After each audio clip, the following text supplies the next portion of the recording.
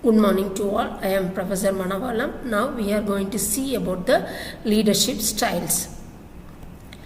Leadership styles, it is mainly explaining about the approaches what the leaders are following to provide the direction, to implement the plans and motivate the subordinates to achieve the objectives or goals of organization. Levin's, he was a psychologist. He was first developed the leadership style. These styles are called as a traditional leadership styles.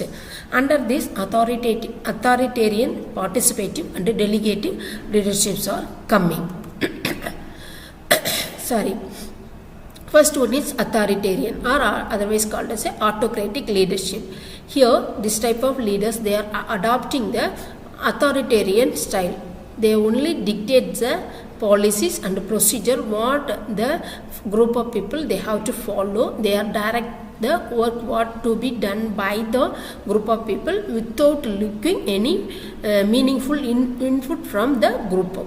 At the same time, they are expecting the group to complete the task within given period of time under close supervision.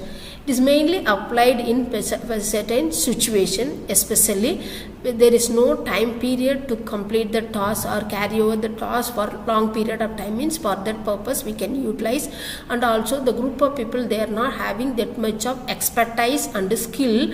They are need some guidance and expertise about their task. Means that kind of situation we can apply authoritarian or autocratic leadership. The advantages, it is increase the productivity. At the same time, the disadvantages is there is a no chance of creativity in this. There is a less chance of creativity. Next, participative or democratic leadership. Here, the group members, they are feeling they are engaged in decision making process. The participative leaders, they are giving opportunity to their employee to give their opinions, and they are making them to involve in decision making process, and always they are giving guidance to the group to take the decision, but they are the final, they are holding their final say. That is called as a participative leadership.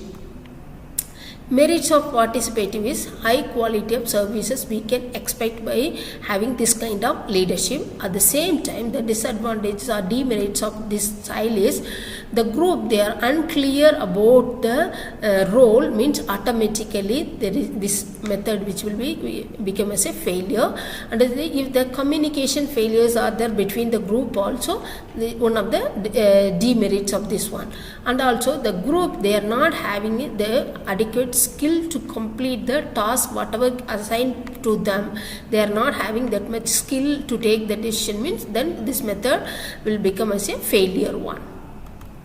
Next, delegative or laissez-faire leadership. Here, the leaders, they are delegating all the responsibility to their subordinates. They are giving freedom or autonomy to their subordinate to take the decision. Just whenever the subordinates they need guidance, that time they are giving guidance and they are leaving them to take decision and do the action. Merits of it is particularly appropriate for the group, those who are highly skilled workers and they are creative team. For that purpose, for that side, it is very much helpful. And also, the style does not work well for the group that lacks of needed skill and they are not having adequate motivation. They are not adhering with deadlines. Means it leads to poor performance from the employee side. And also, it is having the less productivity. And also some of them they are not having the tendency to work independently and they show little cooperation with their co-workers. So these are all the demerits of this method.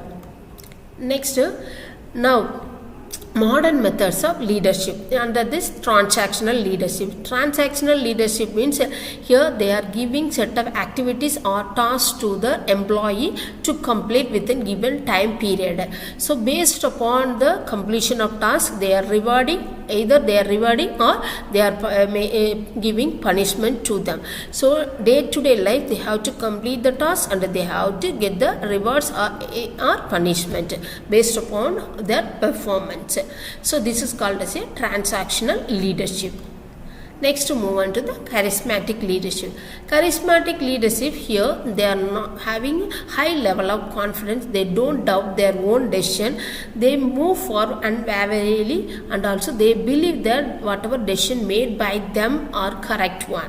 They are having the quality of humility, so they are having a trusty relationship with the employees, and they are having the substance knowledge about the matters what they are going to deal, confidence. They are a good body of language, listening skill, good communication, and they are mature enough. These are all the certain qualities of charismatic leaders. So in which are all the situations we require the charismatic leadership means the organization they are facing any crisis or stress the time, and the organization they need immediately they need some changes, and also the organization they are having the new goals and direction means for that kind of organization they need charismatic leadership. And also the leader those are having the dramatic symbols. Most of the leaders they are using the dramatic symbol to influence or influence the subordinate through the dramatic symbol. Take as an example, through their gesture, through their culture, through their communication, they are covering the people and they are influencing people to follow their words. This is about the charismatic leadership. Transformational leadership. Transformational leadership is mainly motivating and teaching the team members, and they are having the shared vision for the future. They usually communicate very well. Both the leader and employees they will communicate with each other and convey the accurate message, and they follow the leader's commands very well. And here this leader they are mainly inspiring the group. Through that they are getting the things to be done what they are expected from the employees, but they are the person they are taking tasks to be done by the employee. At the same time they are taking the accountability in their hand. Whatever action done by their employee, they are the accountable person for their action. So, in transformational leaders usually exhibit the following traits. They are integrate, they are consistent in nature, they are having the self-awareness, they are authenticity person, they are having the empathy. At the same time, they are having idealized influence through their gesture, through their speech. They are always inspire and influence the employees. They are always stimulating and motivating the intellectual capacity of the employees. Always they used to give the inspirational motivation. It elevates the psychological and emotional components of the employees. Always they are giving consideration to the each individual in nature. So these are the certain qualities of transformational leaders. As a conclusion, leadership means it is the ability to direct a group of people in a realizing a common goal. That is called as a leadership. That's all about. Thank you all.